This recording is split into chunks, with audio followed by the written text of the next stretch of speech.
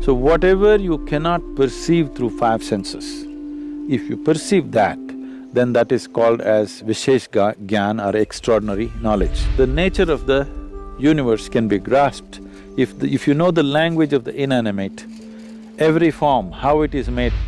As the concerns of survival recede, human beings will naturally evolve into perceiving higher things.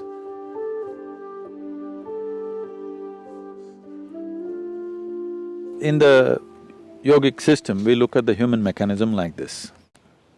There are five dimensions to it, there are five layers to it. Usually it's referred to as sheaths, ore it's called, that means sheath, one inside the other. One is the physical body, which is referred to as the food body, because this is essentially a heap of food that we have gathered over a period of time. The next is known as the mental body, because we ascribe intelligence to every cell in the body. There is more memory and intelligence in each molecule of DNA than you can decipher through your brain. That much of intelligence and memory is sitting right here. The third layer is called as the energy body. There are three fundamental aspects to it, but it's the first two which normally are experienced by most people, the right and the left, which has 36,000 on the right and 36,000 on the left, pathways or channels, which are described as nadis, which meet in 114 different major points, and these points are seen as possibilities.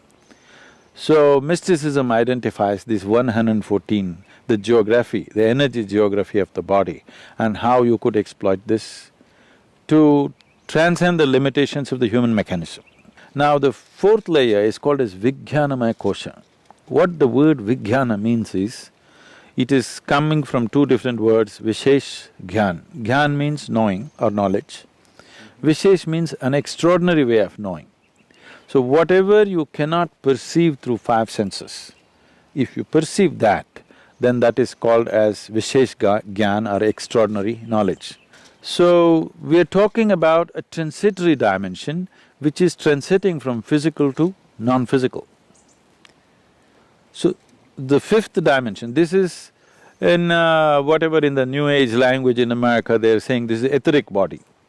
It's not an appropriate description, it is a transitory state where physical is fading out into non-physical nature. The fifth dimension is referred to as Anandamaya Kosha, which literally translates as bliss body. This does not mean there's a bubble of bliss or something inside. It is purely non-physical in nature. Because it is non-physical, we do not know how to define or describe it. There is no definition to it, there is no description to it.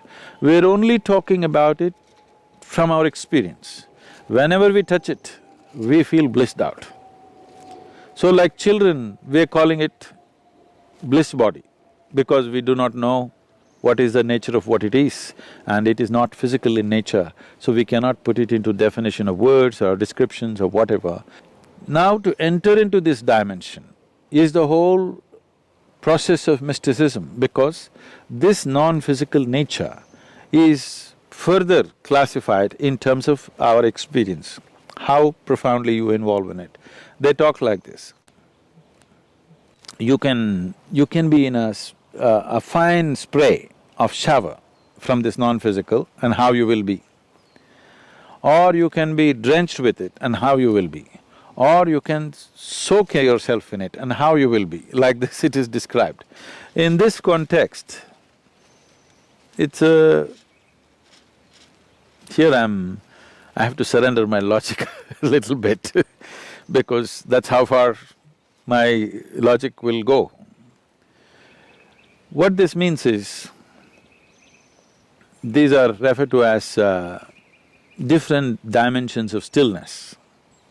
How can stillness be of different dimensions? For example, in our experience, if you're… normally a human being is breathing somewhere 12 to 15 times per minute. Breath is very directly connected to how the mental fluctuations happen. I don't know if science has explored this, but in our experience it's very much there. Suppose naturally, not by effort, By doing the right kind of things with your system, naturally if your breath drops below 11, then you begin to understand various reverberations that are happening around you in terms of all the subsonic sounds in which the animals are communicating becomes very obvious to you. If your breath drops below 9, naturally, without controlling it, then what the plants are exuding, the plant life, what it is doing, becomes very obvious to you. If your breath drops below 6, then what the inanimate things, how they're reverberating. This is known as rithambara pragna. That means the reverberations of every form and the sounds attached to it become very clear to you. Or in other words, the nature of the universe can be grasped. If you know the language of the inanimate, every form, how it is made, what is its nature, what it is right now and what it will evolve into, or what it was yesterday and what it is evolved into, all this is becoming apparent to you. As the concerns of survival recede, human beings will naturally evolve into perceiving higher things. But the important thing is the level of static, because breath is a survival process. If you sit still, it goes down. The more still your body becomes, the less you breathe. If you bring your whole system to a certain level of stillness, not being in a hyperventilated state, then your perception goes on increasing.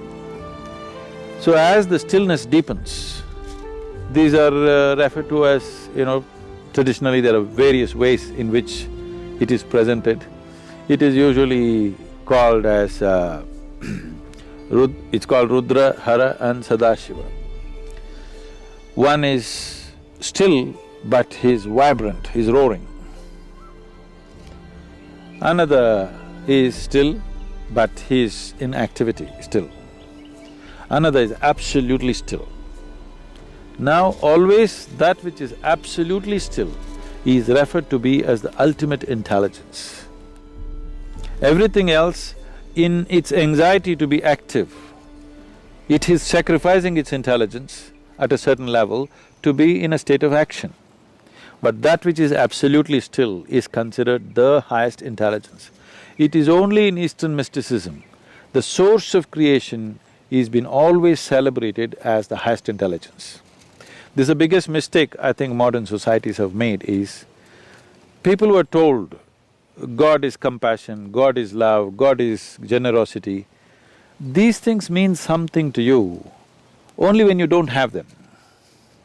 If you're not loved, you will look up, God should love you. If you're not fed well, you want a generous God. If you are down in some way, you want a compassionate God.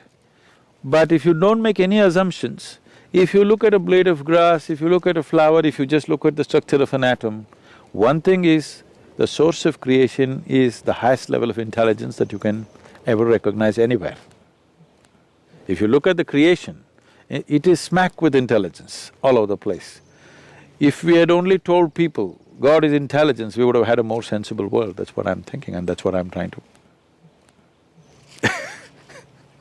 bring it into people's experience, that the source of creation is the intelligence. If you recognize that,